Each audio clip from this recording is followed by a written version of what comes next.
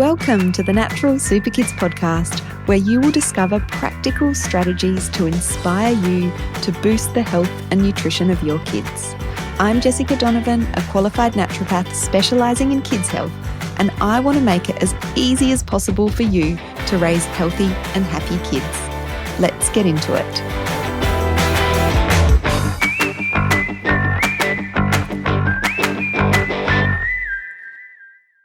Hello. Welcome back to the podcast. Jessica Donovan here, and today I am joined by a special guest, Rebecca Edwards from one of our favourite supplement companies here at Natural Super Kids, Activated Probiotics. So Rebecca and I are having a discussion on the podcast today about the microbiome, using probiotic supplements, but more specifically, we talk about strain specificity. So using the right strain of probiotic for the right use, for the right condition, for the right symptoms. And Rebecca just articulates this so well in today's conversation. So I'm excited to introduce you to Rebecca Edwards, who is the Director of Education at Activated Probiotics. She's a speaker, writer, educator, and qualified naturopath. She has more than 18 years of experience educating on all aspects of complementary and integrative health. And she's a passionate and inspiring speaker, as you will hear. Rebecca has lectured to undergraduate students in Australia, in the UK, and the US, and delivered naturopathic education to healthcare practitioners around the world. So we feel really blessed to have her here sharing her wisdom on the gut microbiome and using probiotic supplements. I will be passing over to Rebecca in just a moment, and I just wanted to mention, if you want to know more about improving your kids' gut health, we have a free Kids Gut Health ebook, which has been really popular. Thousands of people have downloaded this ebook. It's a really good start to starting to understand more about your child's gut health and why it's so important. So we'll pop the link to that free resource that we have in the show notes. And as I said, we're going to be talking about a brand of probiotics called Activated Probiotics today. These are practitioner-only products. So if you want access to these, and I'm sure you will after you've heard Rebecca speak about how amazing these probiotics can be for things like eczema and hay fever and a child's gut microbiome overall, you can head on over to our website, naturalsuperkids.com, and find out about our consultations. We have express consultations or full initial consultations where you will be able to get access to these really high quality practitioner only probiotics. And if you're a club member, you can ask us about access to these probiotics in the club group. Okay, here's Rebecca. Hello, welcome to the Natural Super Kids podcast, everybody. Today I am joined by a very special guest, Rebecca Edwards from Activated Probiotics. Welcome, Rebecca. Hi, thank you so much for having me. It's an absolute pleasure to be invited on. Oh, so good to have you. And we are all about optimizing the gut microbiome here at Natural Super Kids. So before we get into the nitty-gritty of the probiotic information, can you just start by giving us a refresher on the importance of the gut microbiome when it comes to babies and children, and what some of the latest research tells us? Oh, that is an absolutely huge question. But to give a short and exciting answer, it's probably worth exploring what the microbiome is. And the microbiome can be a little bit of a trippy subject to wrap your head around because no one likes the thought of cohabiting with bacteria and germs. But essentially when we use that word, the microbiome, we're talking about the collection of microscopic life forms that live on us and in us and actually occupy every single crevice and surface of the human body. So the term microbiome generally refers to the gastrointestinal microbiome because we have the largest concentration of microorganisms lining the folded inner lining of the large intestine, but we have these microbes everywhere. We have them in the nostrils, in the mouth, in the genitourinary tract. We even have them in our lungs, which becomes really interesting when we start talking about the respiratory microbiome. So essentially, the microbiome is all of the tiny, tiny, tiny microscopic creatures which live on us and in us, and without which we wouldn't be able to survive. We've kind of evolved with this idea, well, in recent times, that, bacteria are bad. And, you see that all the time. You see that with advertising around antibacterial hand washes and things like that. And there's this idea that for something to be, effective, it's got to be antibacterial. But we don't want to kill off our microbiome. We want to nourish our microbiome. Because getting to the second part of your question, what's kind of important about the microbiome, the research shows us that as adults, especially, when we have a more diverse microbiome, so the greater number of different types of bacteria we have in our gastrointestinal tract lining, the greater our health outcomes. We see that there's more of a correlation between specific disease states and a less diverse microbiome. Mm-hmm. Yes, and I've talked about that a lot on the podcast, in relation to things like eczema and allergies and even some of those neurodevelopmental conditions, Yes, the so ASD, yeah. ADHD. Yeah. So such an interesting area, isn't it? It really is. And, just on those kind of neurodevelopmental things, and I know this is research that you're aware of, but there's now a really strong correlation link between cesarean section delivery and a later diagnosis of ASD or ADHD too. And that kind of comes back to that idea of the development of the kind of physiologically, biologically normal microbiome being disrupted by that cesarean section delivery. And just in case that's making anyone feel, guilty or uncomfortable, yes. I just want to put it out there that, I had a cesarean section that it wasn't going to happen any other way. And, my child does fall into one of those categories. So it's an area that I've explored quite, it's quite close to my heart, but also quite extensively. And it's really interesting to see the way that research is now linking the development of the microbiome with, with some of these conditions and outcomes, etc. Yes, yes. And that was such a great example, and obviously something that's affected you personally, as well as all of this kind of knowledge you have professionally. So thank you for sharing that with us. So when it comes to probiotics, there are countless options. They're kind of everywhere now, aren't they? When it comes to supplements of probiotics. So what is special about activated probiotics? So there's a few things to consider, and you're absolutely right that the word probiotics is everywhere. It's even used in kind of food manufacturing and product labeling, which is interesting because there is actually an internationally accepted definition of a probiotic. For a probiotic to be defined by the World Health Organization as a probiotic substance, it needs to contain bacteria which are alive at the time of ingestion, which are in an appropriate dose, and which have particular health benefits as defined by research. And what that comes back to is there are hundreds and hundreds and thousands of different types of bacteria which have been identified as being probiotic or beneficial to human health, but they're all different. And it's one way to think about it is, to say, when we're talking about probiotics, imagine that we switch that word probiotics for the word medication.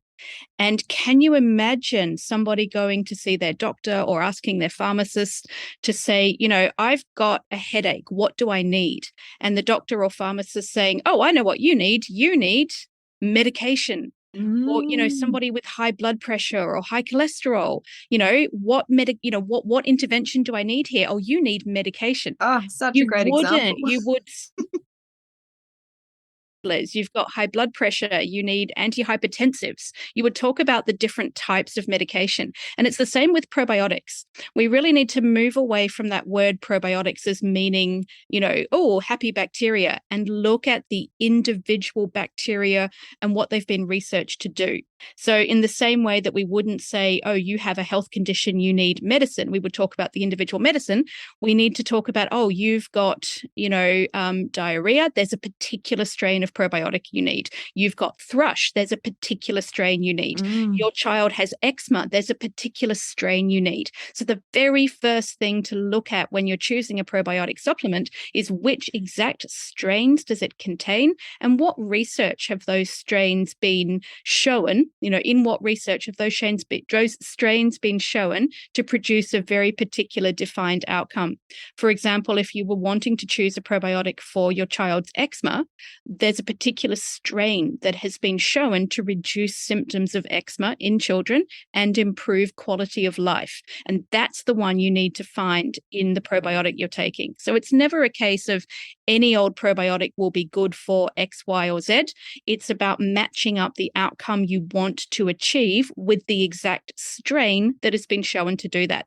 So that's our first point of, I suppose, passion at Activated Probiotics, that we're all about matching up the outcome for the health condition or the clinical picture that you want to treat with the published research. We make sure that we understand all of the randomized, double-blind, placebo-controlled clinical trials that have been done and published in peer-reviewed journals, and how this matches up with the health condition you want to treat.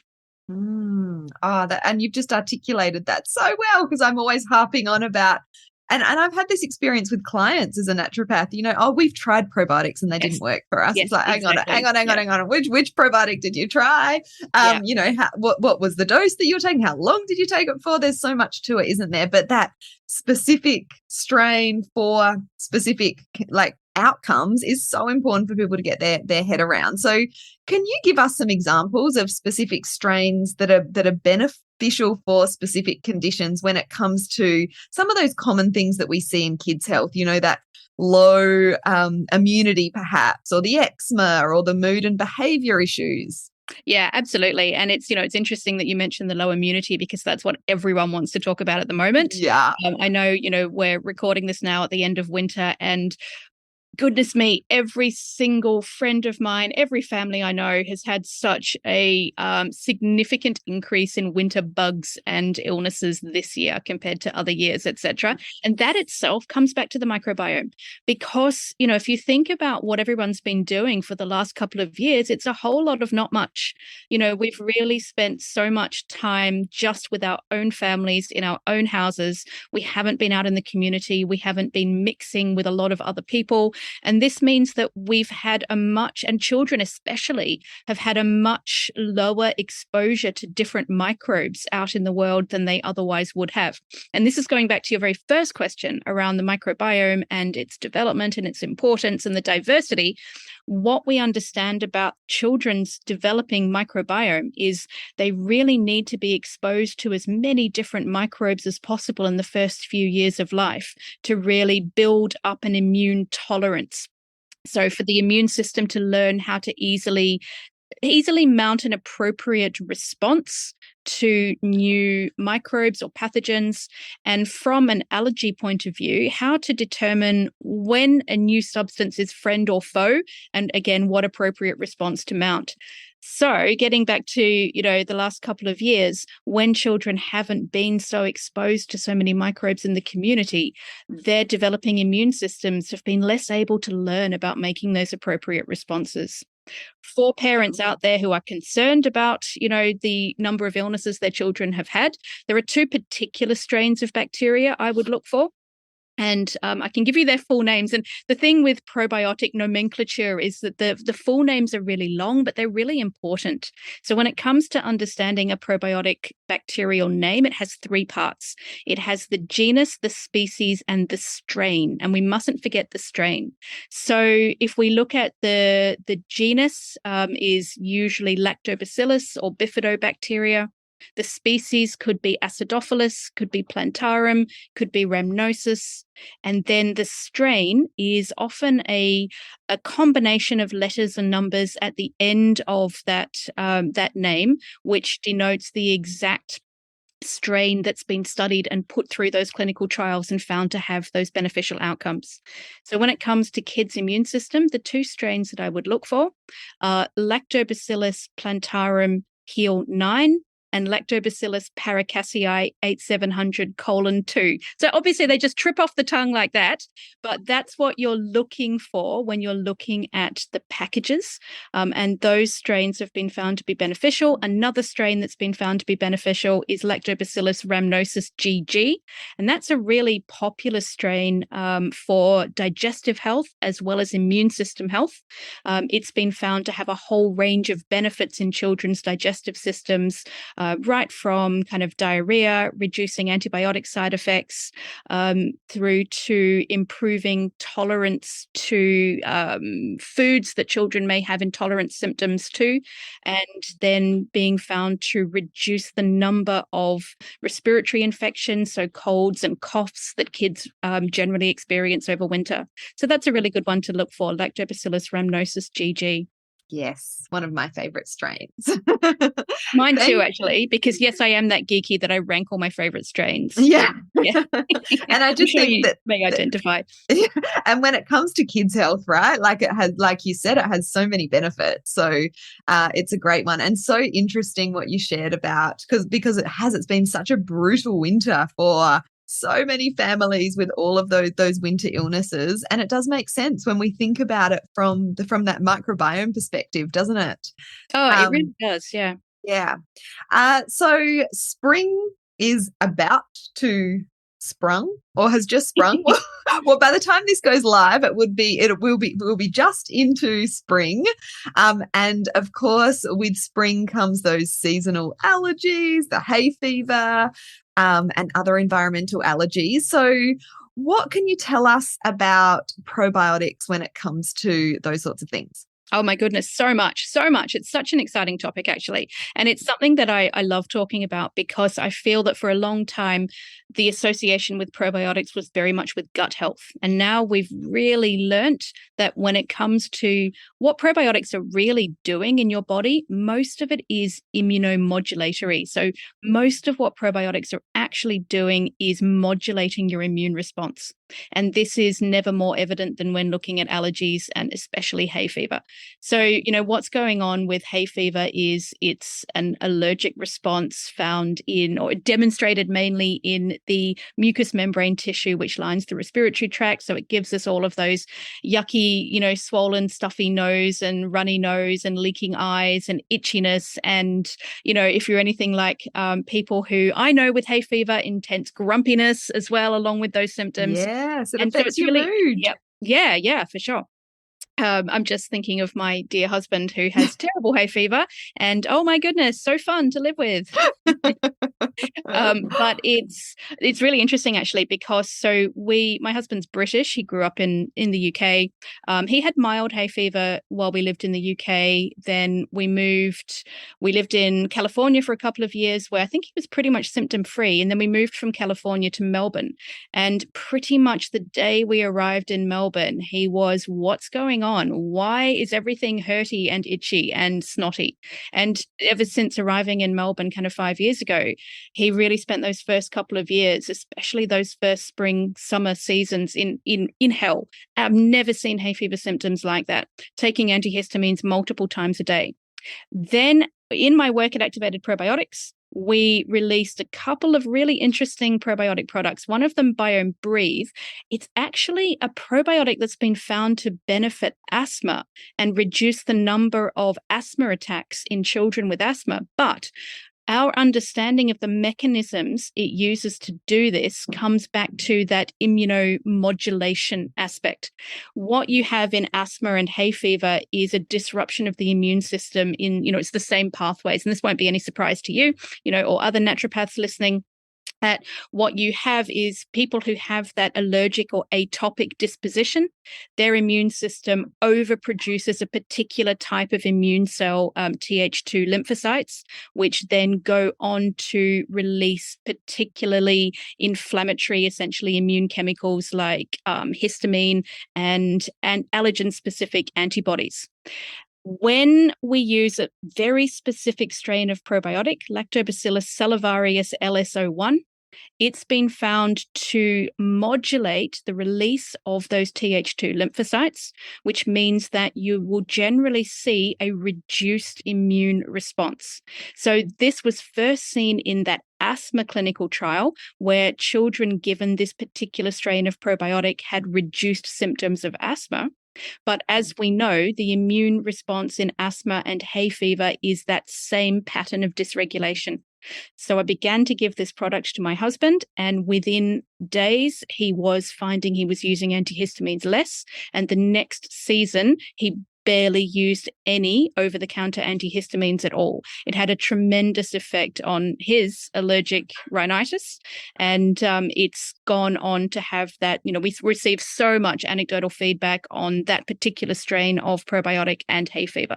So that's absolutely what I would be recommending those of you who are unlucky enough to suffer with hay fever. You need to look for that Lactobacillus salivarius LSO1 strain. Yes, what a great tip. And it's so interesting, hay fever, isn't it?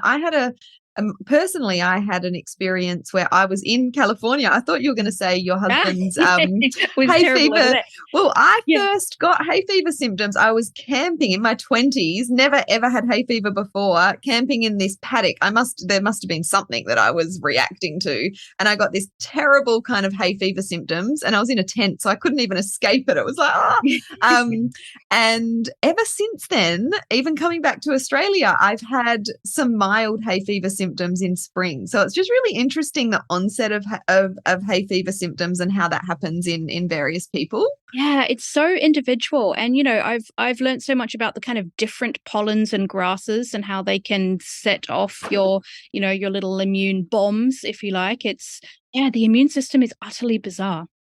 It really is, isn't it? But so interesting as well with that story you shared about your husband, that he got some pretty quick relief, but it was really the next season that he got the full kind of benefit from the probiotic. So any tips in terms of like time frames? I mean, heading into spring, really you need to get onto this stuff as soon as possible, yes, right? I would say start now. Because the thing for a lot of people to remember is we've become so used to this idea of the quick fix that, you've got symptoms, you need to take something and it will immediately turn those symptoms off. But what we're always working with probiotics and with naturopathic medicine in general is we're working with the body rather than, switching things off. We're working with the body to help things work more optimally. So what we really need to be doing is helping to modulate those immune responses over a period of time rather than expecting an immediate response. So my advice would be, yes, absolutely start now. And in general, I would look at starting, Lactobacillus salivarius LSO1 just in the weeks leading up to spring. So kind of August, September would be a great time to get started. Great time to start, yes, as opposed to an antihistamine, which we would take to give us that immediate relief. Yes. Yeah. So just wanted to make sure people kind of understood that differentiation. So thanks for explaining that. All right, let's move on to babies, because babies have quite a different microbiome, don't they? Can you explain a bit about that for us? It's so interesting. So I said before that, what we're looking for in measuring the health of an adult microbiome is diversity. We want to see as many different species and genera of bacteria as possible in a mature microbiome. But in babies, it's kind of the opposite. What we want to see is less diversity, and we want to see dominance of one particular genus of bacteria. We really see that there's the strongest correlation between microbiome pattern and health outcomes when babies have a microbiome dominated by bifidobacteria. So bifidobacteria is a genus of bacteria, and what's interesting about bifidobacteria is the various species of bifido are particularly well nourished, if you like, or well fed by complex carbohydrates called oligosaccharides, which are found in lots of different things, but interestingly in breast milk.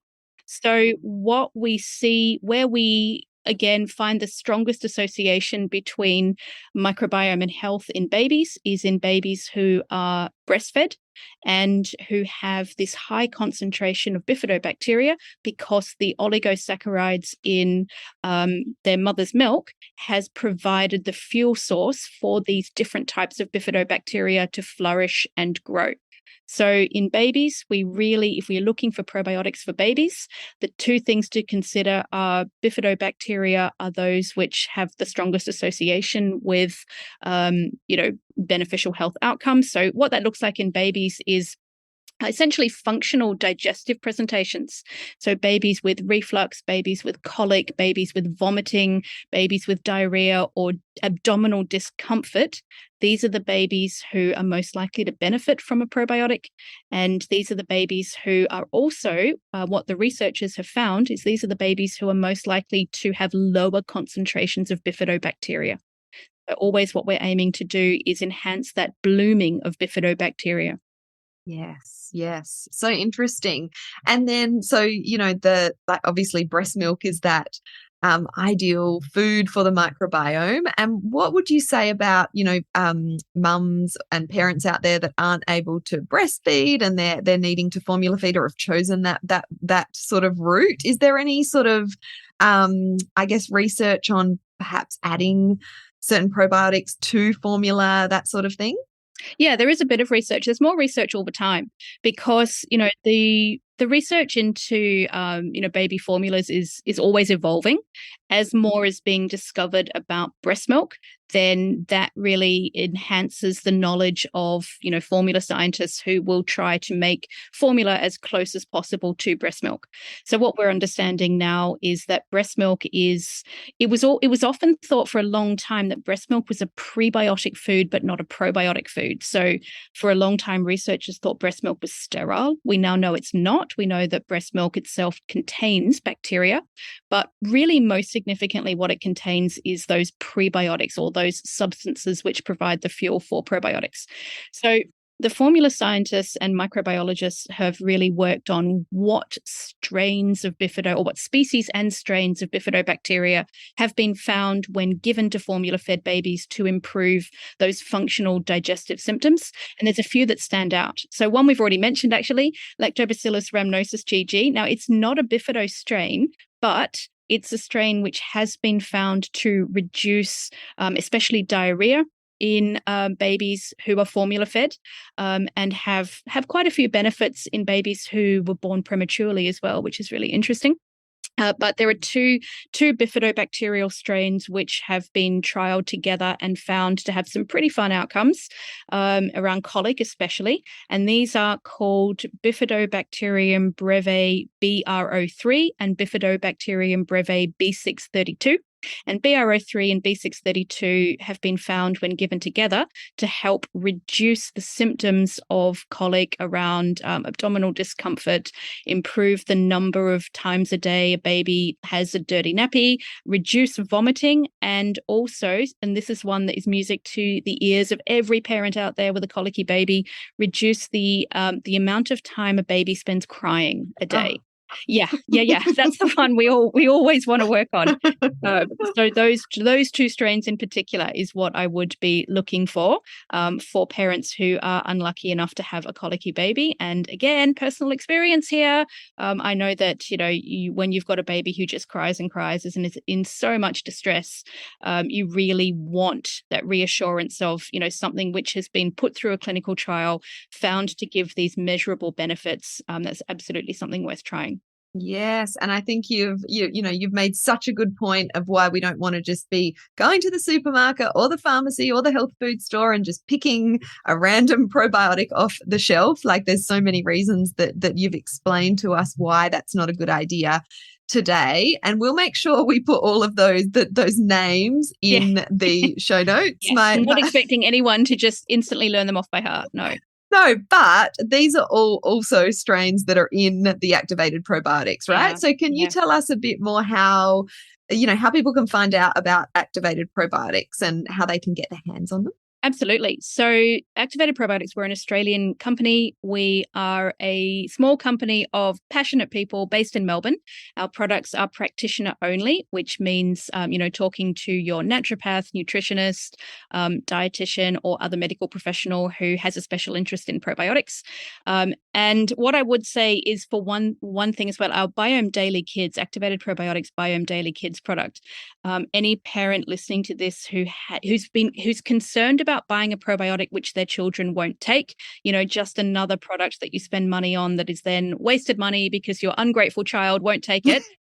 Please try this product. It is literally the most delicious thing I have ever put in my mouth. Honestly, you've tried it, right? Yes. Yes. Yeah. I agree. Very good. Absolutely. And it's, we've really hit on this kind of winning formulation where we use sachets of powder, individual sachets. So also the kids just can't tip an entire jar of powder out into the carpet. Individual sachets of flavored probiotics. And what I really want to say is that they are free from both sugar and artificial sweeteners. We actually use a prebiotic plant polyol to provide a sweet flavor and real vanilla. And the only problem you'll have with them is that the kids will want to eat the entire box in one go rather than just having one a day. But it's always the first thing I highlight about the Biome Daily Kids, that it is so lovely. Your kids will actually want to take their supplements. And then from a parent's point of view, it contains these clinically proven strains which have been found in well-conducted research to have these digestive and immune benefits. So you'll know that, you're by giving your kid this delicious sachet of powder that they think is the best treat ever, you are giving them, clinically proven intervention as well. Yes, it's a win-win. And that's such an important point. I'm so glad that you brought that up, because it's always on the minds of parents. Like, oh, am I going to spend money on more supplements that my kids won't take? Yes. And so the Biome Kids is delicious. Definitely. I can vouch for that.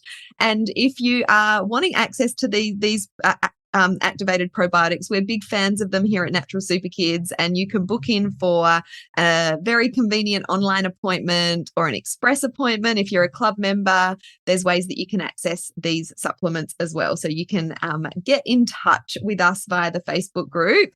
Thank you so much, Rebecca, for coming on and sharing your wisdom. You've just articulated all things important about probiotics so well. So thanks for joining me. Oh, thank you so much for having me.